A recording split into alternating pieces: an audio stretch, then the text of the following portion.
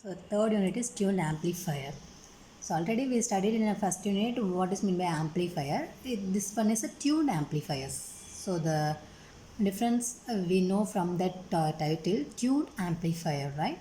So to amplify this selective range of frequencies, any particular frequencies, RC is replaced by a tuned circuit. That is, a tuned circuit is replaced by RC. It is capable of amplifying AC signal over narrow band of frequencies centered at FR. So if we replace the RC is a tuned circuit, the RC is capable of amplifying a AC signal over a narrow band of frequencies centered at the resonance frequency.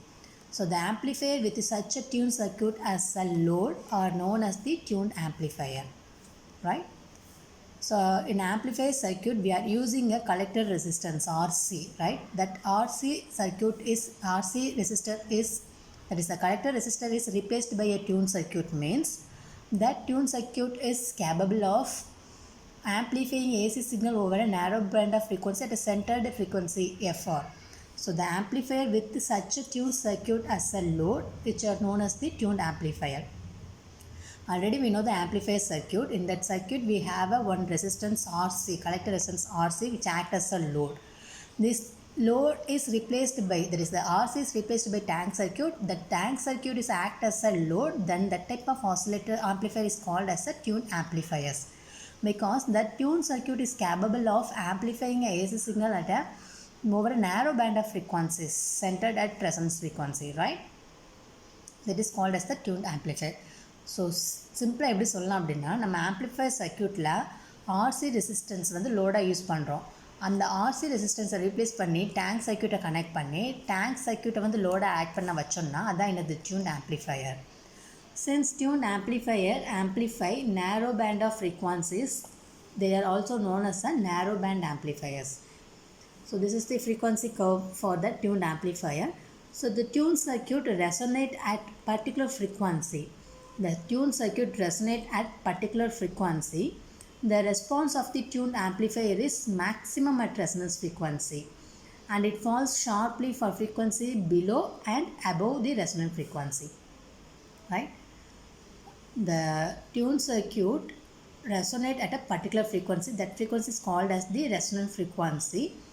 So the response of the tuned amplifier is maximum at this resonant frequency, and below the resonance frequency it falls sharply for frequency below and above the resonant frequency.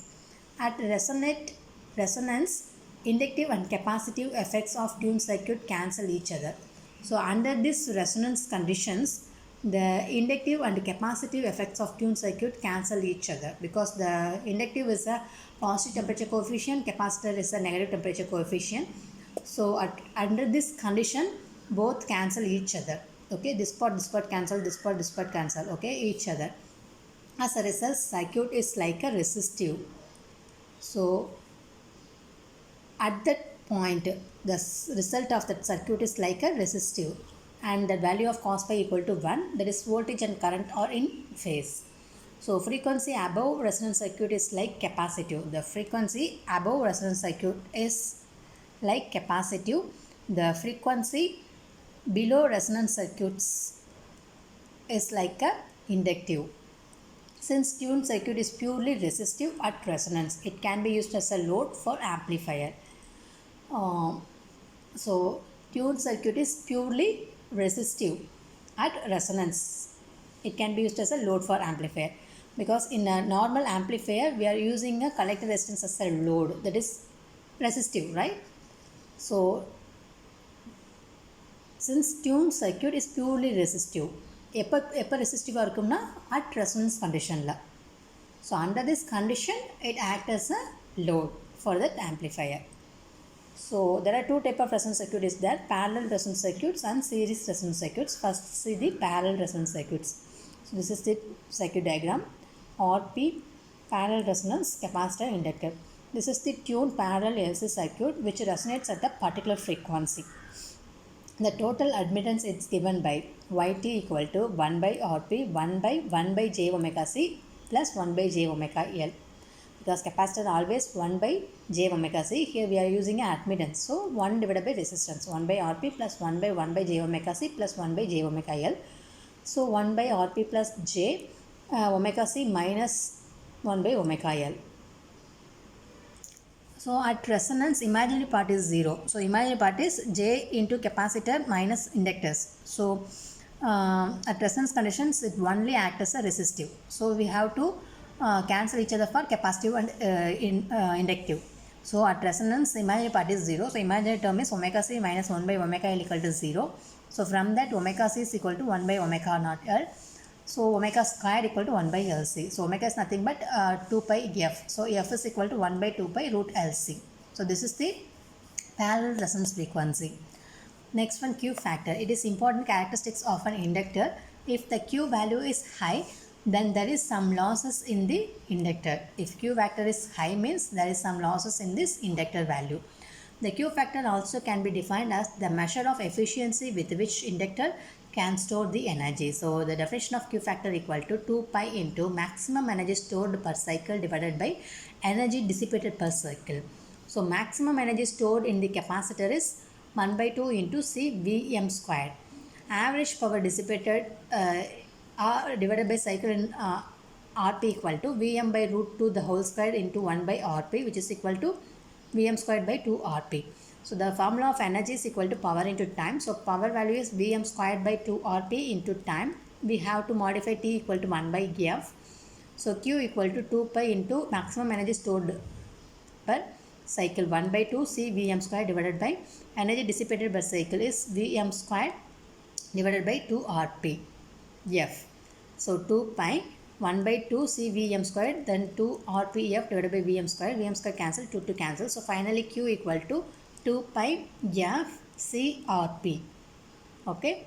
So 2 pi f is equal to omega naught. So omega naught C Rp equal to Rp by omega naught L. So 2 pi f is equal to omega naught. So omega naught C Rp equal to Rp by omega naught L, because you know omega naught squared equal to, that is omega naught c is equal to omega naught L. So from that we can write omega naught c Rp is equal to Rp by omega L. Once the resonance is determined by omega naught squared Cl equal to 1. That is, once the resonance is determined means Rp value is 1, right? Because that Rp is comes here, Rp cancels, so omega naught squared Cl equal to 1. The value of Q of a resonance circuit is determined by Rp or by the ratio of C by L. At resonance, the reactive term is equal to 0. The equation 1 becomes, so equation 1 is Yt equal to 1 by Rb plus 0, because that at resonance conditions the imaginary part is 0. So from that Yt equal to 1 by Rp, then Z naught equal to Rp.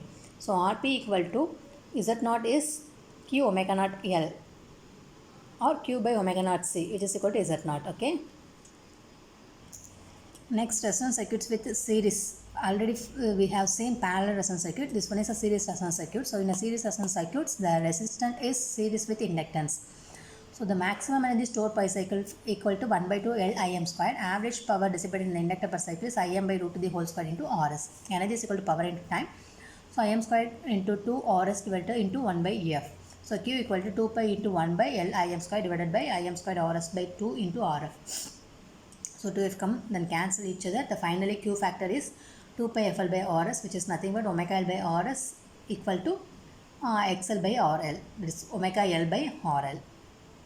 Right, this is the resonance Q factor for the series resonance circuits. The next one, coil losses. The tuned circuit consists of a coil. Coil is not purely inductive. It consists of few losses and they are representing in the form of leakage resistance in series with the inductors. So the coil is not a purely inductive. It consists of some losses. They are represented in the form of leakage resistance, which is series with inductor. So the total loss of the coil is comprised of copper loss, eddy current loss and hysteresis loss. So these three losses are comprised in losses in the inductor. So copper loss means at low frequency is equivalent to the DC resistance of the coil. Copper loss is inversely proportional to the frequency. If frequency increases, copper loss decreases. That's why it's inversely proportional. Eddy current loss in iron or copper coil are due to the current flowing with the copper by inductor. This loss is due to the heating with the inductor copper, which is directly proportional to the frequency. So both are increased.